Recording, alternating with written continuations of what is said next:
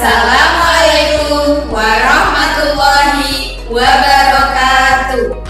Apa kabar anak-anak hari ini? Semoga dimanapun kalian berada selalu dalam lindungan Allah SWT, dalam kondisi sehat dan tetap semangat untuk terus belajar. Pada kesempatan kali ini kita akan belajar pada tema 3, subtema 2, MUPEL, Bahasa Indonesia, IPA, dan PPKN. Sebelum pembelajaran dimulai, mari kita berdoa dulu bersama-sama. Bismillahirrahmanirrahim. Rabbi zidni ilma warzuqni fahma. Amin. Tujuan pembelajarannya adalah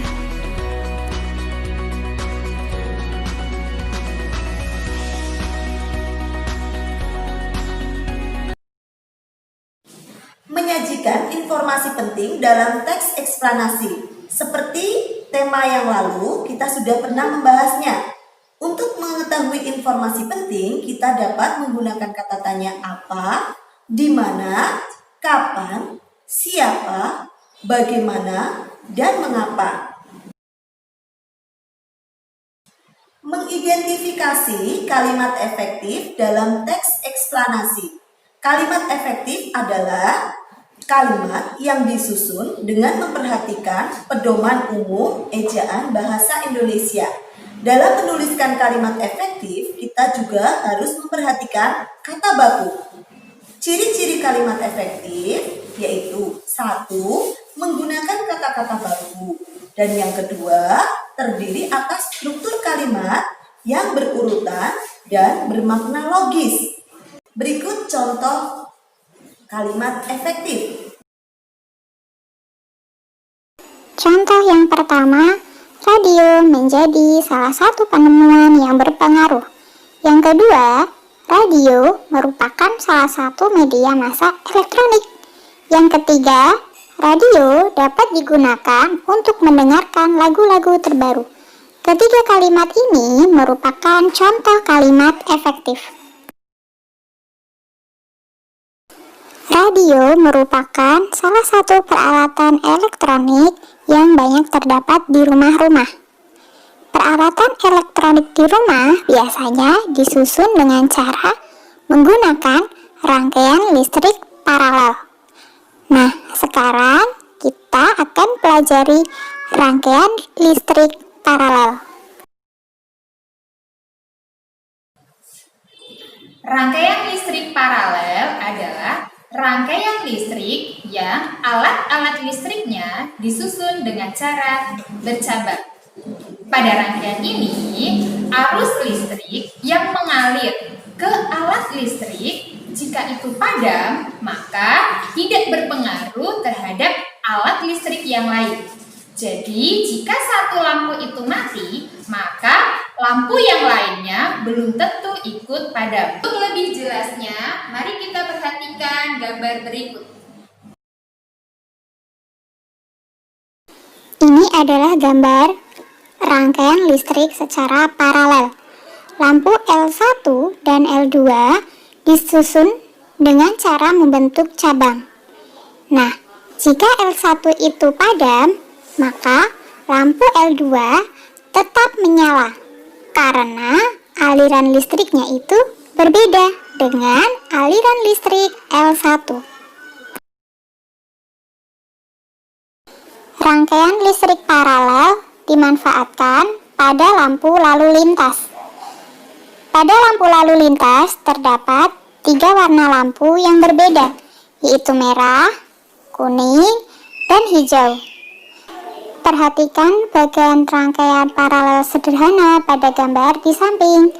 Jika L1 adalah lampu merah, L2 lampu kuning, dan L3 adalah lampu hijau, maka setiap lampu dapat menyala sendiri-sendiri karena berada di percabangan yang berbeda, sehingga tidak pernah kalian temui jika ada lampu lalu lintas menyala secara bersamaan.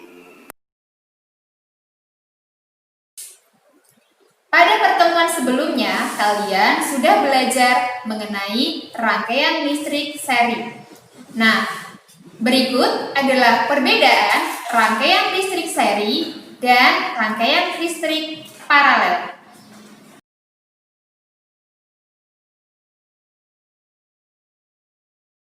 Pada kesempatan kali ini, kita akan melaksanakan kewajiban dengan penuh tanggung jawab. Pada materi yang lalu, kalian sudah membahas tentang hak dengan penuh tanggung jawab. Sekarang kita akan membahas tentang kewajiban dengan penuh tanggung jawab.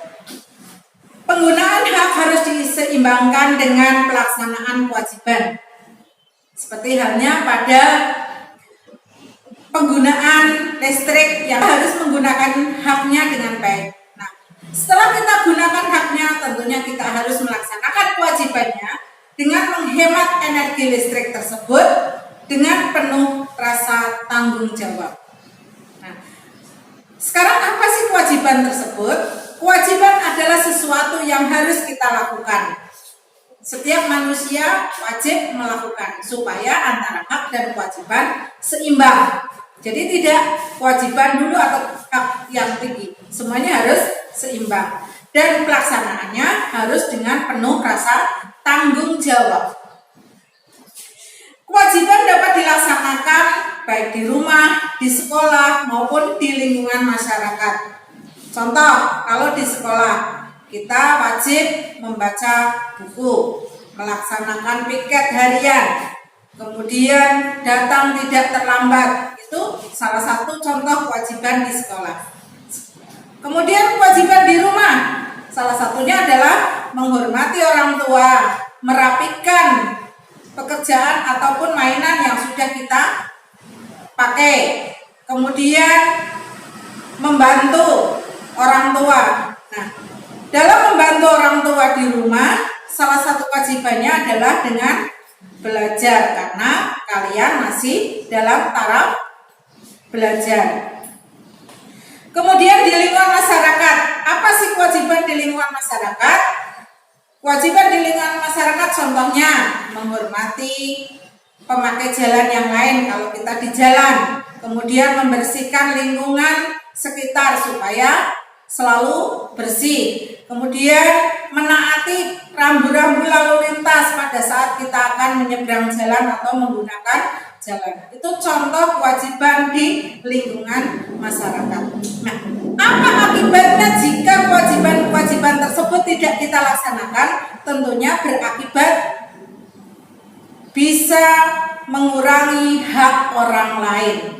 Karena kalau kita tidak melaksanakan kewajiban dengan penuh rasa tanggung jawab, hak orang lain akan terkurangi. Contoh, kalau di rumah kita tidak berkewajiban membantu orang tua, ternyata kita tidak membantu, maka hak orang tua yaitu dihormati oleh anak terkurangi. Kemudian kita tidak merapikan mainan, otomatis rumah jadi berantakan.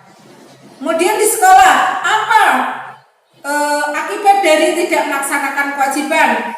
Kalau di sekolah, tentunya kalau kita datang terlambat akan mendapatkan sanksi, sehingga yang lain sudah belajar, yang lain merasa terganggu. Kemudian kalau kita tidak melaksanakan piket, kelasnya jadi kotor. Teman-teman yang lain yang piket selain mereka akan merasa tercurangi oleh kalian. Kemudian kalau di lingkungan, contoh akibatnya apabila kita tidak melaksanakan rambu-rambu atau mematuhi rambu-rambu, akibatnya apa? Kita menyeberang jalan sembarangan, otomatis hak orang lain dalam berkendara menjadi terkurangi. Bisa saja terjadi tabrakan dan sebagainya. Itulah akibat dari tidak melaksanakan kewajiban. Nah, oleh karena itu, mari kita lakukan kewajiban itu dengan penuh rasa tanggung jawab. Tidak hanya dalam diri kita, tapi pelaksanaannya harus dilakukan di dalam kegiatan kita sehari-hari. Kesimpulan yang dapat kita ambil dari pembelajaran hari ini sebagai berikut.